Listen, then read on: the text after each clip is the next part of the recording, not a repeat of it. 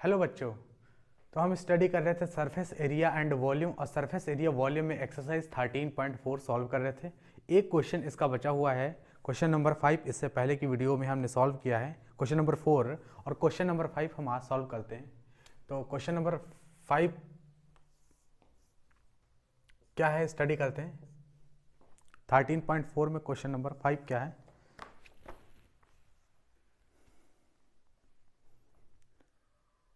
A metallic right circular cone 20 centimeter high and whose vertical angle is 60 degree is cut into two parts at the middle of its height by a plane parallel to its base. If the frustum so obtained be drawn into a wire of diameter 1/16 centimeter, find the length of the wire. देखिए, सबसे पहले हम figure बनाते हैं यहाँ पर। कैसे, क्या ये क्वेश्चन नंबर 5 क्या बता रहा है हमें, इस फिगर के माध्यम से समझते हैं। ठीक है,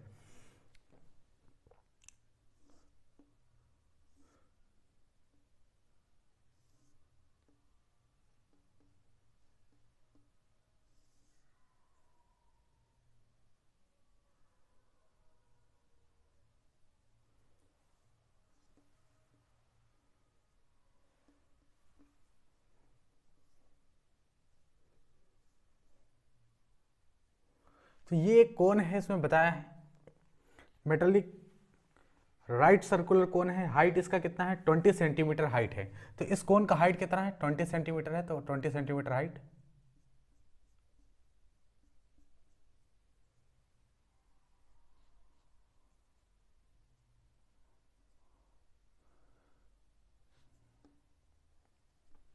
यह हाइट 20 सेंटीमीटर है, पूरा 20 सेंटीमीटर इस कोन का हाइट है। वो वर्टिकल एंगल इज 60 डिग्री, यानी ये वाला जो एंगल है वर्टिकल एंगल, ये एंगल, ये 60 डिग्री एंगल दे रखा है।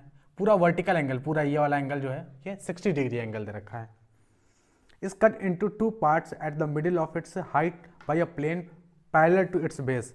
अब इस कोन को दो पार्ट्स में कट किया गया है। ठीक, इस कोन को दो पार्ट्स में कट किया गया, लेकिन ऐसे कट किया गया है कि बिल्कुल मिडिल से कट किया गया है इसको। ठीक है, यानी पूरी हाइट जितनी भी है इसके मिडिल से कट किया गया है, और बिल्कुल जो नीचे का बेस है उसके पैरेलल कट किया गया है। यानी ये नीचे का बेस है ये वाला, इसके पैरेलल ही कट किया गया है इसे। ठीक है, ये 20 सेंटीमीटर टोटल हाइट है, इस 20 सेंटीमीटर के हाफ हाइट लेके यहाँ से कट किया गया है। तो यहाँ से हम मान लेते हैं कि ये कट किया गया है।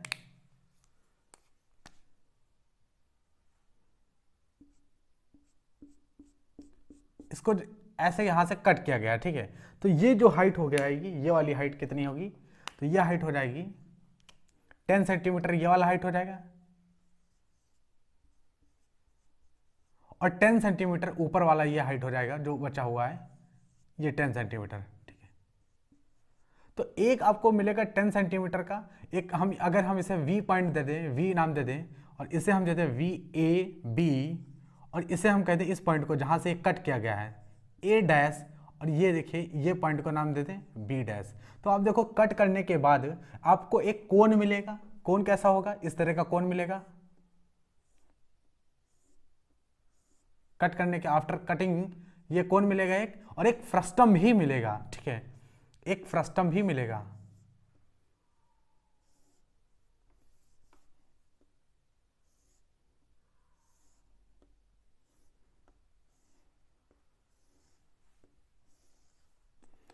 तो ये दो सरफेस हो जाएंगे उस फ्रस्टम के।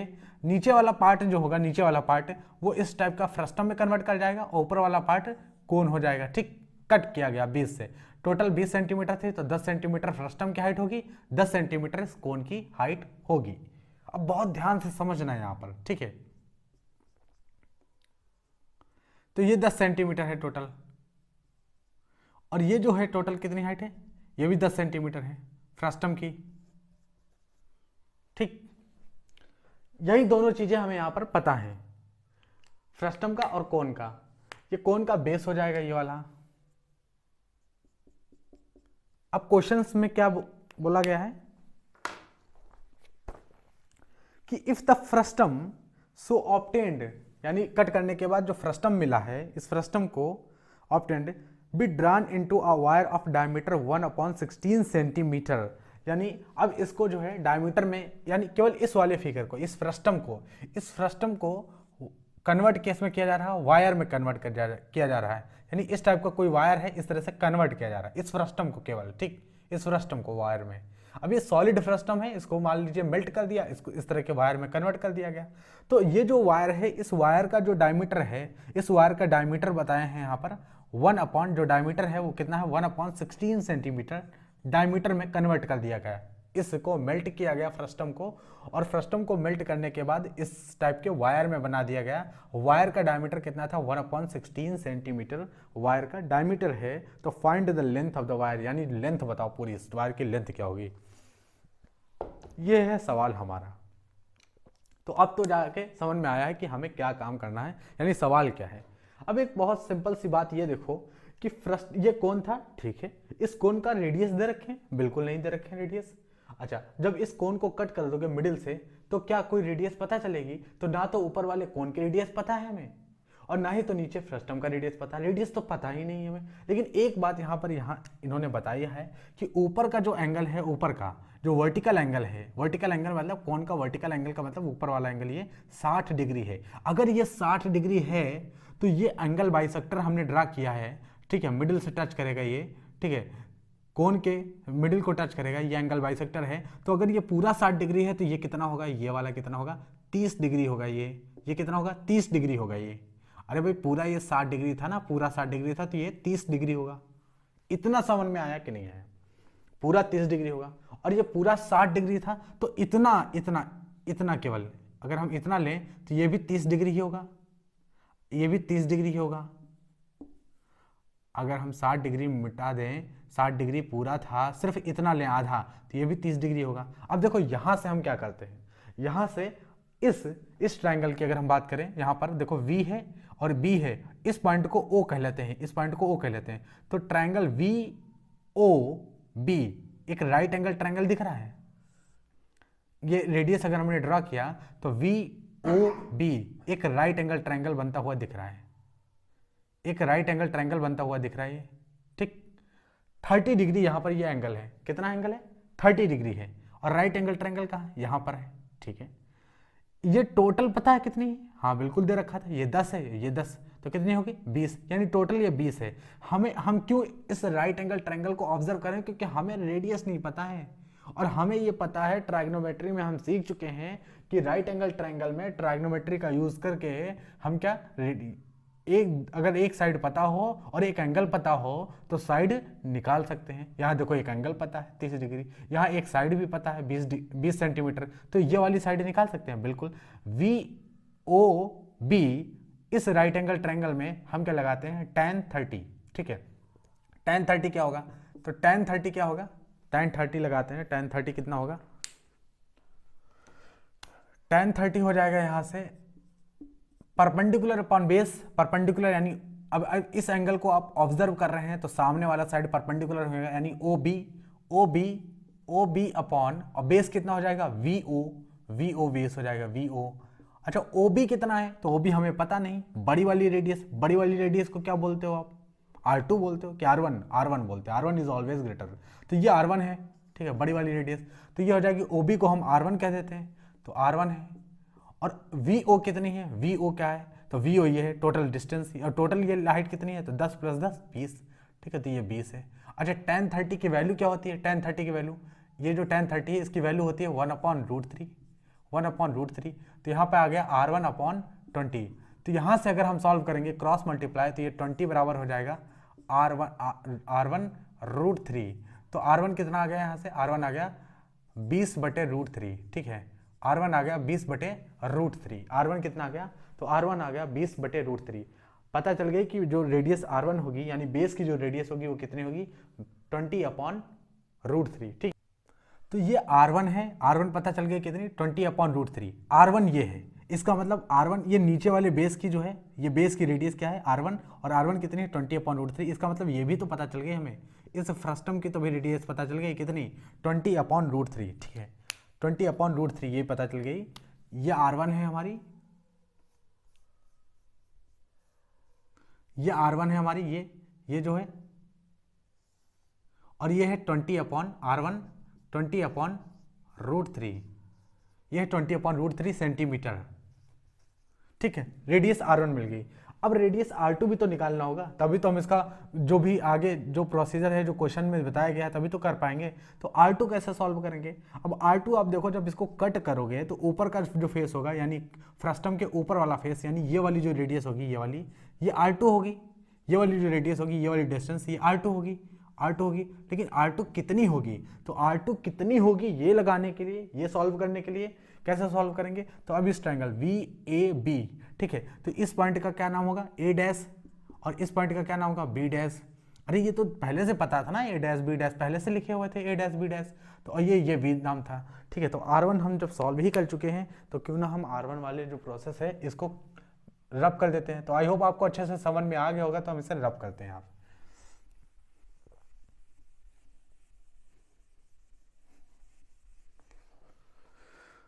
अब आप एक चीज देखो, यहाँ से इस पॉइंट को, ये पॉइंट ऊपर जो है वर्टिकल पॉइंट ये V था, तो ये भी V ही हो जाएगा क्योंकि कट करने के बाद ये वाला फिगर ऊपर चला गया। ठीक, ये पूरा 60 डिग्री का था तो पूरा 60 था, तो आधा कितना हो जाएगा? 30 डिग्री हो जाएगा। ये हाइट कितनी है? 10 सेंटीमीटर, क्योंकि बिल्कुल मिडिल से कट किए थे तो ये 10 सेंटीमीटर। ठीक, अब R2 कौन सी है? तो R2 ये है, R2 ये है। आप चाहे R2 ये कह लो, चाहे R2 ये कह लो, क्योंकि कट करने के बाद इसका ये वाला बेस और ये वाला बेस सेम ही होते हैं। कट करने के बाद ऊपर एक कोन निकल जाता है और नीचे जो बचा होता है पार्ट उसे हम क्या कह देते हैं? फ्रस्टम कह देते हैं। तो ये R2 है। R2 कैसे सॉल्व होगी? तो आप चाहे R2 ये लिख दो, चाहे R2 ये कह दो, ठीक है।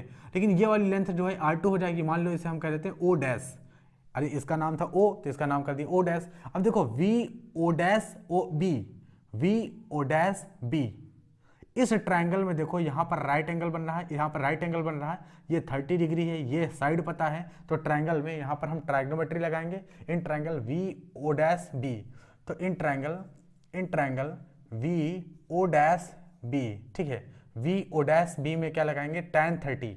हम tan 30 लिखेंगे, तो tan 30 कितना आ जाएगा? tan 30 आ जाएगा परपेंडिकुलर। तो इस एंगल को ऑब्जर्व करो तो सामने वाली साइड क्या हो जाएगी? सामने वाली साइड परपेंडिकुलर होगी, यानी OB, और बेस क्या हो जाएगा? VO। तो OB क्या हो जाएगी? R1 नहीं, इस बार R2 हो जाएगी। ठीक है, R1 निकाल चुके हैं। छोटे वाले बेस की रेडियस क्या होती है फ्रस्टम में? R2 होती है, और बड़े वाले बेस की R1 होती है, क्योंकि R1 हमेशा बड़ी होगी R2 से, ये हम सीखे थे। VO कितनी है? VO कितनी है? VO बताओ। VO डैश, VO नहीं, VO डैश। तो VO डैश कितनी है? 10 सेंटीमीटर। ये देखो 10 सेंटीमीटर लिख दिया। tan 30 की वैल्यू हमें पता है कितनी होती है? 1/√3 होती है, और ये आ जाएगा R2/10। तो जब क्रॉस मल्टीप्लाई करोगे तो यहाँ से आ जाएगा 10/√3 इंटू R2। तो R2 की वैल्यू कितनी आ जाएगी? R2 की वैल्यू आ जाएगी 10/√3। तो R2 की वैल्यू हो जाएगी 10/√3, यानी ये R1 है 20/√3 और R2 हो जाएगी 10/√3 सेंटीमीटर। ठीक है, तो आप चाहे R2 इसे कर लो, चाहे इसकी R2 कर लो, ठीक है। लेकिन हमें ऊपर वाले कौन से मतलब नहीं, ऊपर वाले कौन से ज़्यादा कोई मतलब नहीं था। अब रेडियस निकला है, अब उस ऊपर वाले कौन से नहीं मतलब है। अब सवाल सिर्फ फ्रस्टम से ही होगा सारा, ठीक है। तो R2 कितनी आ गई? 10/√3 सेंटीमीटर। अब देखो इस फ्रस्टम का आपको जो एंगल यहाँ पर दे रखा था 60 डिग्री का एंगल, वो इसीलिए ये दे रखा था कि आप R1 R2 निकाल सकें, ठीक है। तो अब हमें R1 पता है। R1 क्या है? बेस का रेडियस फ्रस्टम के। R2 क्या है? ऊपर वाले बेस का रेडियस है 10/√3, ठीक। अब यहाँ पर जो चीज़ें हमें नहीं ज़रूरत है हम उनको रब करते हैं, ठीक। जैसे यहाँ पर ये R2 सॉल्व हो गई है। R1 R2 कैसे सॉल्व करेंगे इस क्वेश्चंस में, आई होप आपको बहुत अच्छे से समझ में आ गया होगा। ट्रायग्नोमेट्री हम पहले से ही पढ़ चुके हैं अच्छे से, तो ये सारी चीज़ें हम सॉल्व कर सकते हैं, ठीक है। अगर आप ट्रायग्नोमेट्री नहीं, मतलब आप नहीं कंप्लीट है आपका ट्रायग्नोमेट्री, तो आप जाके ये चीज़ देख सकते हो। ट्रायग्नोमेट्री के लेक्चर्स में हमने ये सब चीज़ें बताई हैं बिल्कुल डिटेल्ड में, कि कैसे हम ट्रायग्नोमेट्री में दो साइडें, अगर एक एंगल और एक साइड दिया हो तो कैसे हम ट्रायंगल की दूसरी साइड को सॉल्व करते हैं, ठीक है, ट्रायग्नोमेट्रिक रेशियो से।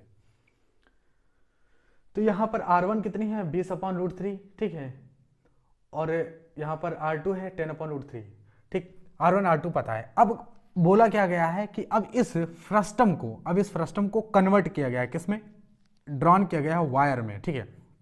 तो इसको मेल्ट किए होंगे, मेल्ट करने के बाद इसको वायर बनाए होंगे। उस वायर का डायमीटर कितना था?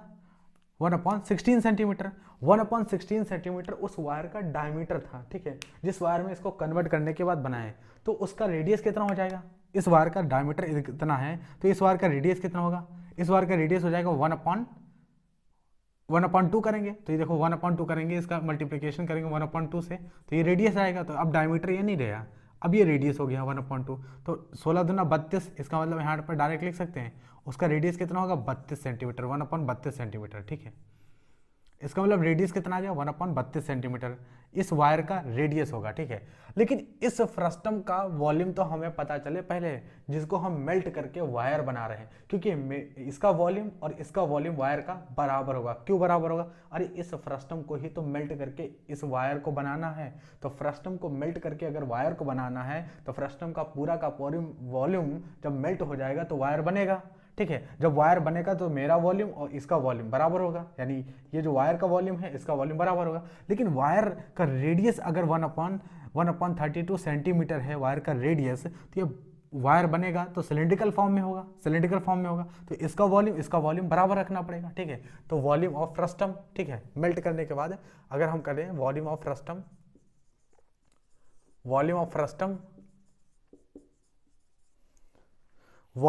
बराबर किसके होगा? वॉल्यूम ऑफ फ्रस्टम बराबर होगा किसके? इस वायर के वॉल्यूम के। लेकिन वायर तो सिलेंड्रिकल टाइप का होगा, क्योंकि जिसकी रेडियस 1/32 सेंटीमीटर होगी, हाइट हमें नहीं पता वायर कितना बड़ा रहेगा। भाई ये वायर कितना बड़ा बनेगा हमें क्या पता, ठीक है, ये वायर कितना बड़ा बनेगा हमें क्या पता। अब इसको जब आप एलोंगेट करोगे बिल्कुल, तो ये कुछ एकदम बिल्कुल स्ट्रेट बन जाएगा, ठीक, ये एकदम स्ट्रेट हो जाएगा एलोंगेट करने पर। अब ये वायर कितना बड़ा बनेगा हमें नहीं पता, तो हमने कह दिया कि ठीक है ये वायर जो है इसका रेडियस 1/32 सेंटीमीटर है, हाइट हमें नहीं पता तो हम हाइट h मान लेते हैं, कुछ भी h मान लेते हैं कि हाइट, चलो वायर का हाइट नहीं पता तो h मान लेते हैं। तो इसका वॉल्यूम लिख पाएंगे, बिल्कुल लिख पाएंगे। क्या हो जाएगा इसका वॉल्यूम? ये सिलेंडर है, इसका वॉल्यूम हो जाएगा πr²h, सिलेंडर का वॉल्यूम तो πr²h। तो वॉल्यूम ऑफ फ्रस्टम जो कि मेल्ट करने के बाद वायर बना दिया है, ठीक है, तो उसका हो जाएगा वॉल्यूम ऑफ वायर, या फिर वहाँ वॉल्यूम ऑफ वायर के बराबर हो जाएगा। लेकिन फ्रस्टम का वॉल्यूम क्या होगा? तो फ्रस्टम का वॉल्यूम यहां से लिख सकते हैं, यहां से फ्रस्टम का वॉल्यूम होता है 1/3 पाई h r1² plus r2² plus r1r2, यह फ्रस्टम का वॉल्यूम होता है। और सिलेंडर का वॉल्यूम यानी वायर बोलो तो सिलेंडर का वॉल्यूम होता है πr²h, यह सिलेंडर का वॉल्यूम होता है।